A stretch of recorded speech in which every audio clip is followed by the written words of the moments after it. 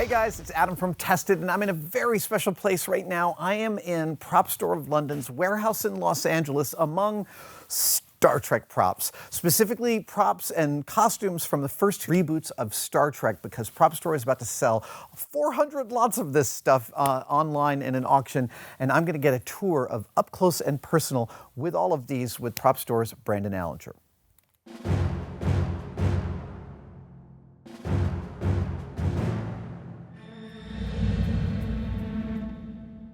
Hey, Brandon. Hey, good to see you. Good to Thanks see for you, coming sir. out. Thank you for having me out. This is well, you guys can't see it, but it's a really cool collection. But here we have this is a 3-hero. Yes, Kirk, Spock, Uhura, the big three. So what might people not realize about studio-made hero costumes for a film like Star Trek? I mean, it's been really interesting talking to fans and collectors. Obviously, there's a lot of Star Trek fans out there, but some of the collectors that I've chatted with aren't aware that they've done this optical repeat printed pattern on the fabric here, which is a miniature version of the insignia, right? The Starfleet insignia. This has been going on in superhero costumes for about a decade now, since Spider-Man, the Sam Raimi Spider-Man, the elaborateness of that costume, I feel like brought in, along with Superman, this kind of whole era of textured fabrics. And yet, so this is like an Easter egg. I guess so, They've made the Starfleet symbol and repeated it across this. Yeah, and I don't know if you're not looking at them in person, I don't know how obvious it is on screen. I don't know how much it's jumping out at you, but when you're standing right here, it's sort of,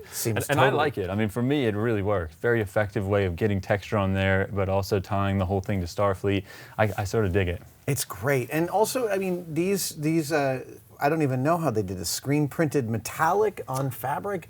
Yeah, I'm not sure either. It's Very incredible. cool, though. I mean, it looks amazing. And these are not factory made. This is still, there's a production crew of people putting together these costumes, but they're effectively, each one is kind of a one-off. Sure, right. I mean, it's made by hand, you know, in a costume department, probably here in LA, I would think. I'm sure printing the fabric is a big process. Dyeing it to get the exact color shade, I'm sure, is a big process. And obviously, they're making a few for each character, but still essentially made by hand, right? Right. And they're making a few for each character and for stunt people, right? Yes. So sometimes you sell stuff that is hero, and then other stuff that is for a different person, used for like rolling and jumping and falling out of cars. Or it could be the same person, but for a specific thing, like to wear with a harness, where there's holes cut in the back of it so the wires can come out of the harness. And it may still have been worn by the principal actor, but when he's in a harness, as opposed to just when he's walking around or something. Fascinating. Yeah. Fascinating. Yeah. And the boots, I mean, again, these look like fairly custom work? I believe they were, yeah. I think they started with some kind of base boot and then had them customized.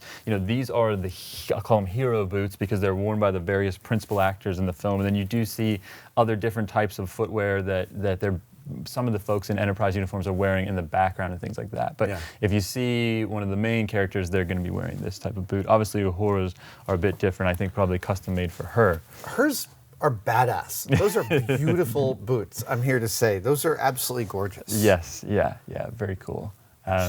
So this is the cover of our auction catalog, and I feel like that sort of says it all. It's totally. Star Trek, you know? No mistaking what this one is. It is. It's fantastic, and it's a lovely. I mean, I love the reboot. I love what an upgrade it is. I also love how much it embraces the original, all of the original Star Trek, and there's pieces and bits in it that you recognize, like the communicators and the phasers, but it still feels, you know, like a fresh. Yeah, and what a great cast in those movies. I mean, just fun to watch. You know, they just made it fun. Chris Pine really did make Captain Kirk his own, and yet you can feel Shatner in that performance too. Yeah, no, I agree. Let's can we look at some other stuff? Let's do it. All right. Oh, that's a good-looking shelf, huh? Yeah. A couple of Starfleet phasers there. Tricorders, communicators, underwater breathing. Yes, yeah, the medical case up there. You know, so many great props made for these movies. I recognize the case this is based off of. Is that right? Well, yeah, it's a pistol case. I don't have one in clear plastic, but I've got a couple of those in black. It hadn't occurred to me. Now you say it, I see it. Yeah, interesting. So are any of these mechanically operating, or are these stunts? What's the breakdown there's here? A few different types. That one looks like a rubber stunt, one. And that's actually, I believe this is the only one we have from the first film. And in the first film, it was more of a single color paint job. Okay. So it's just a very silver, very aluminum looking phaser, whereas in the second film, it goes to a more dual tone paint job with the darker top, right? So I believe if we pick up this one back here, I believe this is an electronic version. And you can see if we turn the wheel there, we get different colors on the top. Oh, so you can set it to stun. Yes, very fancy. And then, of course, if you push the button, we get the servo-operated flip barrel. How cool is that? May I? Yes. Wow, and there's writing in there. Wait a second, I just have to see that. Yeah, the detail and everything is warning, fantastic. keep this area clear. Which is true both in the Star Trek world and in real life. Yes, you don't want to interfere with the servo and burn it out. Oh, right. Right, from a practical and fictional point of view, it's necessary. I mean, that was one of the things when we picked him up from the Paramount archivist. He said he was told, don't move the barrel by hand or you'll burn up the servo. Yeah, you totally will. Yeah. These are gorgeous. They're really up close. It totally holds up. I like the metal finish on the handle, right? And there are a few different types. There's one here which is made for the scene in Into Darkness where they pull the phasers out of the backpack and components after they've done the shot through space in the spacesuits. And so you see this one is actually made to go together with magnets. There's a magnet, and some extra little prop detail pieces in here, right? So they can assemble, may I see? Yes, yeah. I think possibly the top comes off as well. That is really force it now. Yeah, I see they've added all sorts of detail. And then these, may I? Yeah, it should snap right in there. Yeah. Pretty cool, huh? That is beautiful. Wow. And there's a couple of prototypes in here. There's a few static props, that don't have any functionality to them. But I believe we have 3 electronic ones that work well and one that works not so well but does work with the servo and the flip barrel. So in my mind, those are some of the star lots in the auction. I mean, that's the good stuff, Yeah. Are any of the tricorders practical? They're not, no. The one over here, one of these includes the holster, which is nice. Yeah. But these were dummy versions. I believe a couple of these were actually used with the cold fusion device, because Spock had a tricorder with the cold fusion device at the start of the second movie. I think people don't realize that until you see the actor holding a prop that's actually doing something, every other time you see that prop, it's going to be made of rubber. Right. And be a single piece just so it doesn't hurt them, get hurt, or hurt somebody else. Yeah. And so it's as light as possible while you're walking around with it all day, right? You don't want to inconvenience people if you can avoid it. Spock's cold fusion? Yeah. I thought that was a very cool prop. This Just is look at all a the very design that went into surprising it. level of incredibly fine detail, and you have a few of these. Yes, there's a few different versions. There's some that are just the exteriors, the cases with the Starfleet writing. There's a few that have electronics where the cubes actually light up. They take a mobile phone right here in the center, and then the mobile phone has got a little app on it with a countdown clock. One of them that we have still works, so that's pretty cool. The aluminum cylinder pulls out, I believe, of that one. I mean, this was a thing that he was interacting with. Right, it's a super key part of the plot. So I love seeing how much effort and work the prop department goes into making these feel like a genuine part of the world. Yeah, and it's only a moment in the film, right? Yeah. I mean, it's there and then it's not, but it's got to look good while it is there. This is something I love about the first movie, is that it has all these different Starfleet uniforms. There's a huge range of costumes. Yes, no, that's right. I mean, this is from the beginning of Star Trek 2009, the Kelvin uniform from the early sequence where Kirk's being born, right? And one of the things that we struggled to work out was what color represented what division, because obviously with the standard Enterprise uniforms, your blue is sciences, but I think in this timeline, blue is not sciences. Oh, right. there's And some this tricky things is germane because you're actually writing out what this is from and what it's for, so you and have what's to the know. title of this costume, all the things that go into researching and putting the auction together. This is one of the jumpsuits? Yeah, the wetsuit from the beginning of Into Darkness, where they're underwater, where the Enterprise is underwater. And again, this is not a painted texture. This is a screen-printed repeating pattern of the Starfleet emblem across the pattern on of the the wetsuit material. Yeah. And it's a completely custom-made wetsuit. This is not a thing you could buy that was modified. This is made out of clearly wetsuit neoprene. Yeah. Just specifically for production. Yeah, very cool. Very cool. I like that one. This I love because I actually feel like I could just wear this out tomorrow. Like, this is kind of how I dress. Hey, get your bidding paddle. Totally. To go. Yeah. This is one of the disguise costumes? Yes, when they go to Kronos and Into Darkness. So it's custom made, I believe. I don't think they used anything off the rack for this film, but it's designed to be a more casual, less official, less Starfleet-y costume when they're going down in disguise, and it's a waxed canvas, something I'm seeing a lot more of in costumes these days. Yeah, it's interesting, isn't it? It's sort of leather-like, but not quite. But a little bit lighter. We have some more examples of different Starfleet. Yes, so this is the female cadet from 2009.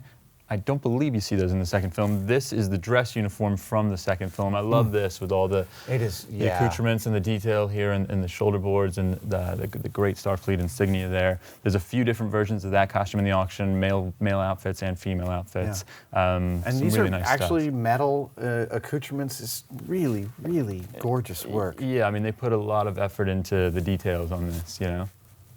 Amazing. This is a Khan.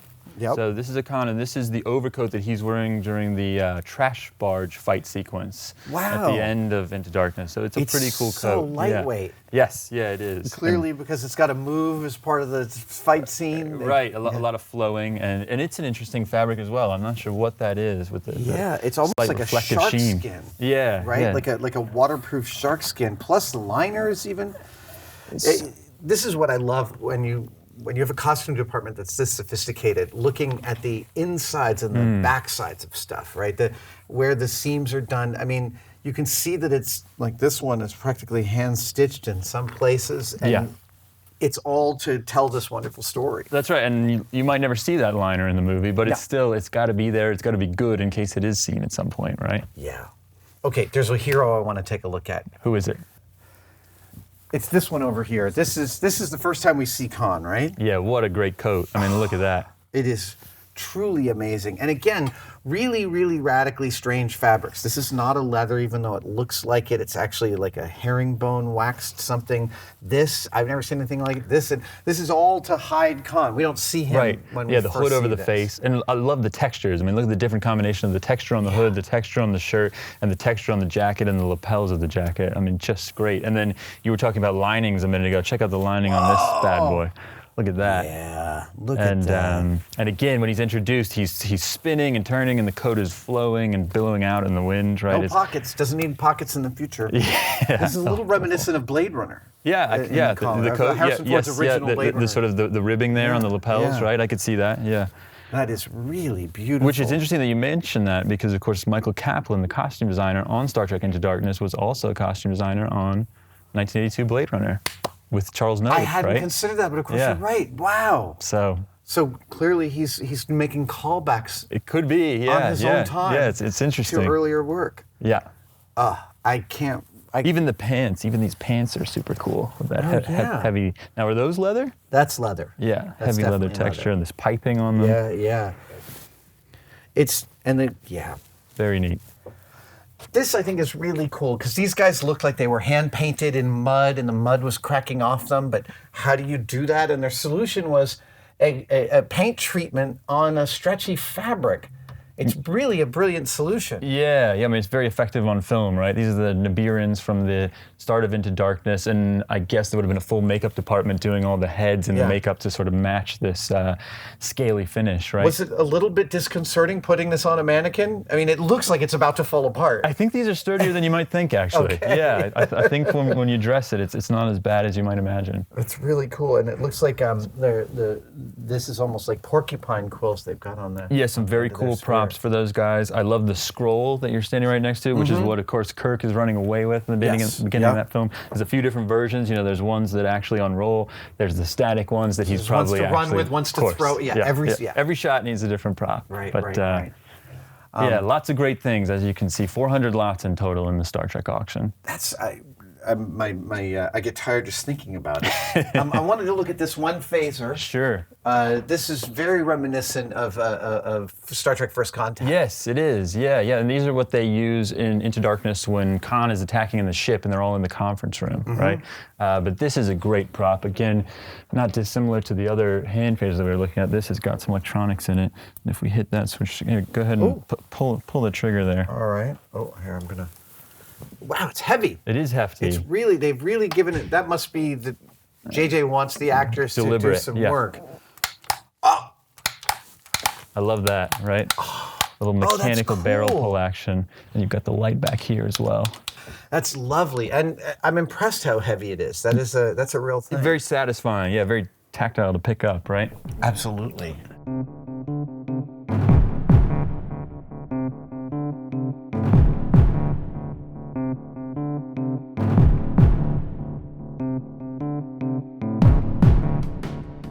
I'm now fully cuffed in Con's handcuffs. Brandon, Well, you're breaking out. thank you so much Thanks for coming showing in. me this Yeah. amazing collection. Give details to the audience about when the auction goes live. Saturday, December 2nd. Okay. The preview that we're standing in right here will be open to the public the week before. So if you're in the LA area, please come in and see us November 27th to December 1st. They won't let you try on these cuffs, but I'm doing it for you. Thanks, guys. See you next time. Take care.